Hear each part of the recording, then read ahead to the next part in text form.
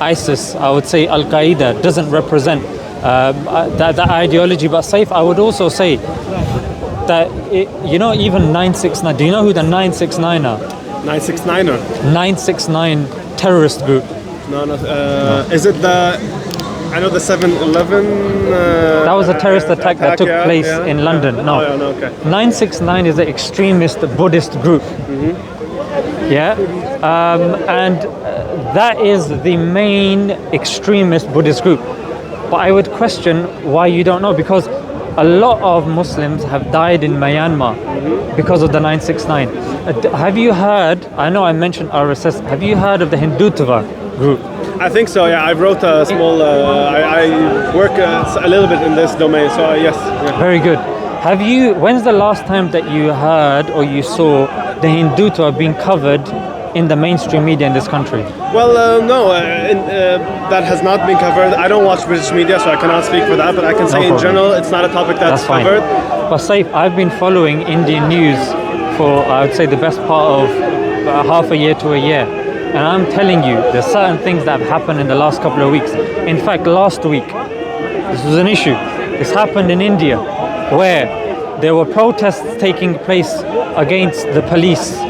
And there was somebody that was attacked, and there was a journalist who went and he stomped on the face. In Assam, in India. Yeah, still in India. So he stomped on the face of this Muslim. Yeah, and the police were there. They were very reluctantly, they kind of pulled him away. And then you could see a policeman was hugging him thereafter. Compare this with Dylan Roof in America when he did a mass shooting. Yeah, after doing a mass shooting in the church, he went with the police and said, barefaced, "I'm hungry." And the police took him for Burger King. Yeah, the point that I'm trying to say, Saif, is there is a clear bias. Yeah, and the bias is very, very clear. Yeah, and to then say that, okay, it's Islam, I will say, look, there's extreme elements everywhere. However, I would argue, Saif, with the extreme elements in Islam, it's being facilitated. It's being facilitated by certain countries for their nefarious ends. And I agree with you. And you mentioned this point, and I agree with you that these points are not planted in by the West. I'm not going to make that fallacious reasoning. It exists there, just like it exists with any other ideology, any other faith or religion, in any other household. Like if my child watches inappropriate things.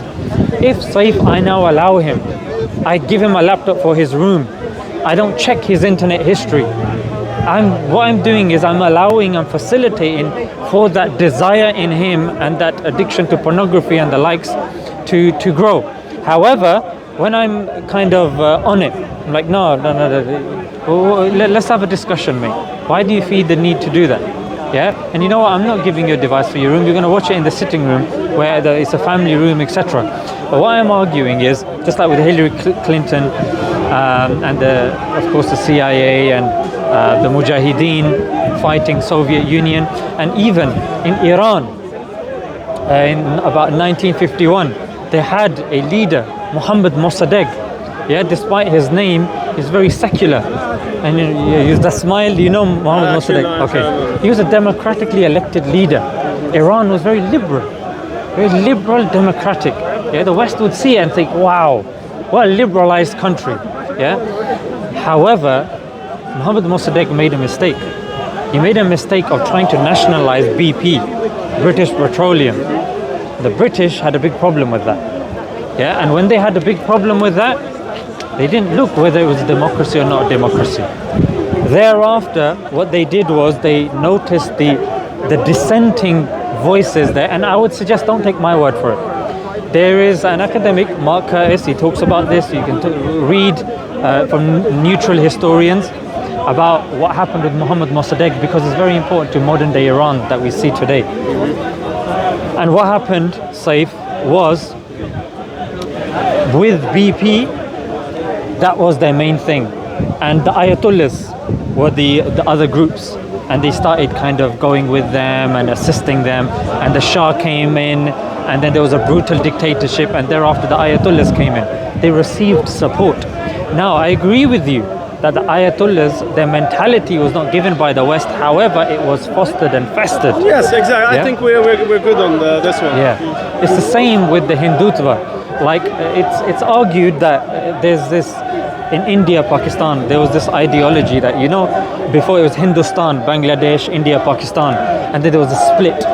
Yeah, Pakistan, which was supposed to be a majority Muslim country, and India, majority Hindu country, and there was this mentality of kind of separation. Yeah, but the thing now is, people argue that there is extreme elements in India. But however, Saif, any leader that came, they did not entertain the extreme Hindu element.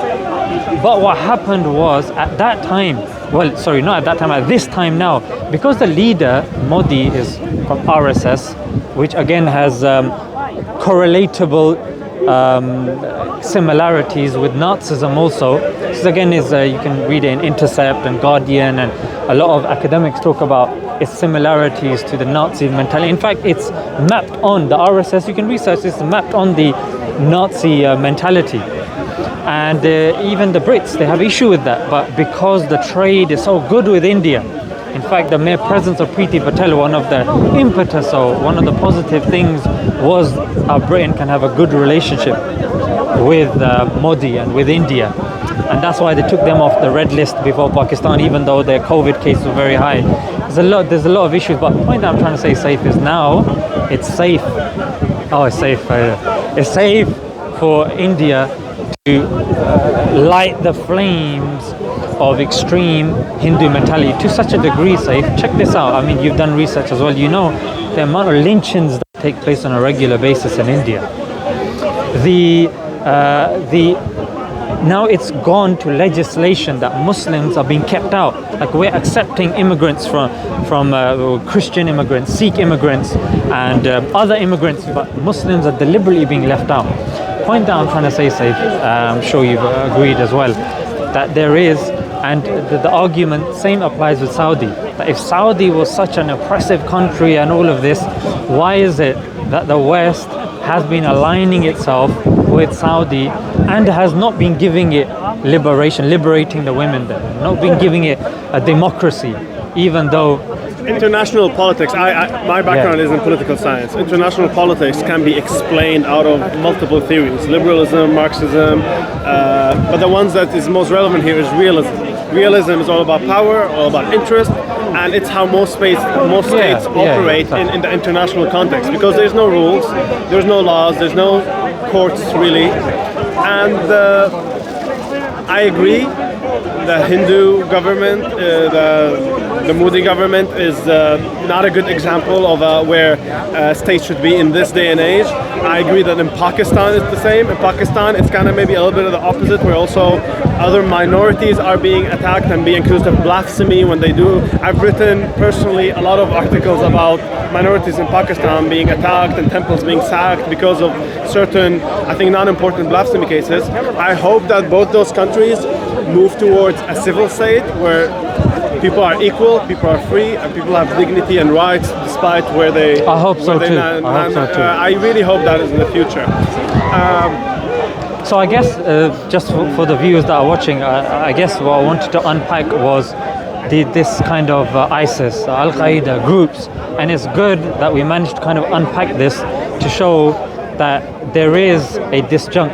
There is more of an emphasis towards what Islam and Muslims are doing, and because of what is happening, and I think this is one of the points that I missed, certain leaders, certain groups are filling that void of, for example, in Afghanistan, again, both of these articles you can find in The Guardian, like Afghanis that were killed, their bodies were urinated on, and then those, it was in The Guardian that soldiers, they had to, there was disciplinary things going on, but this is ridiculous.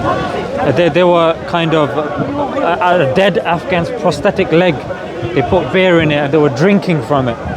They were cutting off fingers of dead Afghans and putting it as trophies. I imagine that this is information safe that's filtered to us. Imagine now if you are living in that country and that's happened to your father, that's happened to your mother, and day in, day out, there's drone attacks. Like I'm sure you've been following what's going on in Afghanistan. I mean, it's difficult not to because it's in our faces with the front covers. And they said this is about a couple of weeks ago, a drone attack, but 20 people died, or it was by accident, sorry.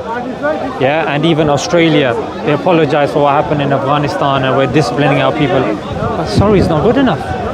It's not good enough. What about the people there? They need answers straight away. You wake up and your father and mother's gone, and somebody comes and offers a solution. He claims to be an imam or whatnot, but safe. We have ways, like we have a sanad. Yeah, if I am to learn Quran, or if I am to learn Islamic knowledge from you, I need to make sure that there is a chain. You studied from your teacher, you studied from their teacher, there's a chain that goes to Prophet Sallallahu Alaihi Wasallam. I check your credentials. Yeah, you have a good standing in society, safe. But the problem is, anyone can claim to be an imam. Imam just means... And I'll tell you, in Syria, there is people that are known to be very bad people, very non-religious, that became heads of like Islamic militias, which is very funny. Well, the problem, I think, in Syria, let's say, when people revolted against Assad, we have been living under a dictatorship for so long that people don't even know what liberalist is, what a socialist is, what a communist is. Those words in a George Orwellian way were taken off people's dictionary. Therefore, the motivation factor, how we can push people to go and fight and maybe be willing to die or motivate them against the dictator, fell into religion. And that is, I think, because of a lack of political consciousness. So in certain let me give you an example, Saif. And apologies because I have to pray as well, but I've thoroughly enjoyed my conversation with you. I thought it was really stimulating, and I hope we're going to have it again. Are you here next week as well? I hope I will come back. It was really nice to be here. Very good. It was just in my mind. What was the last thing that you said you might trigger? About lack of ideology, therefore religion can be motivation, about certain non-religious people who became leaders of militia, stuff like that. Like, for them, religion filled the void. And if they were Hindu, that would have been like their motivational factor to form a militia. And because they were Muslim, that was... So I think... It's like, you know, even when you talk about the first suicide bombers, the Tamil Tigers, yeah, political ideology, then you had a group, it's a Jewish group, yeah, then they would do that. And then in fact, Saif, there's a really good book by Pape, it's called Dying to Win. And he's looked at suicide cases, suicide bombing cases, and he concluded that pre-9/11, pre-Iraq, the cases were very minimal, in fact negligible. Yeah. However, as the surge of colonization and illegal warfare increased, and I would also say, don't take my word for it, check it yourself. There are other studies that have taken place and that conclude the same thing, that foreign occupation increases terrorism, increases radicalization. In fact, there was a research done that correlates drone attacks to rise of extremism, and this has been accepted by military leaders in the US, but they still do it. Why? Because the infrastructure is there. It's been the investments have taken place. I totally agree. Oppression, injustice leads to extremism in all its variants, in all its colors. And also, Saif, would you also agree in this day and age that the religion or the countries that are mostly under warfare occupation are Muslim countries? Syria, Afghanistan, Iraq, Palestine. Okay, brilliant. I'm not going to comment on why or where the conflict starts, but it's a big discussion, many discussions. And that's why, I mean, I've got Asr prayer and sun's coming down. Even last week I delayed it also. I'm going to pray 5 minutes and then I can come back and we can speak, but if you have to go, I can understand. I'll see my friend if we have to go. She's there.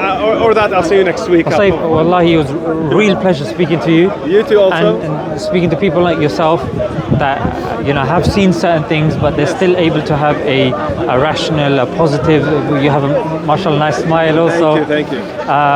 It's really needed. Yeah. And I encourage that also. And I'll be here, I'm not going to be here next week, I'll probably be here the week after, inshallah. So if you want to speak, I have a channel on YouTube called Smile2Jannah. Smile2Jannah, okay. So if you ever want to kind of hook up for a cup of tea or something, message me on Instagram, inshallah. Okay. And your smile is back. And we can meet, inshallah. It was a pleasure. Pleasure. Thank Look after you. yourself, safe, inshallah.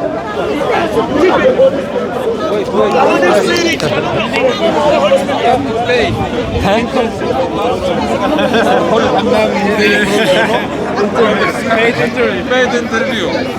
Just go in like Thank you for being willing to discuss with me. I live in Norway. In Norway, there's very few Arabs.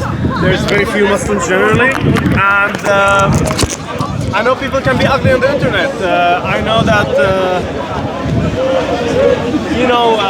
what a lot of people think about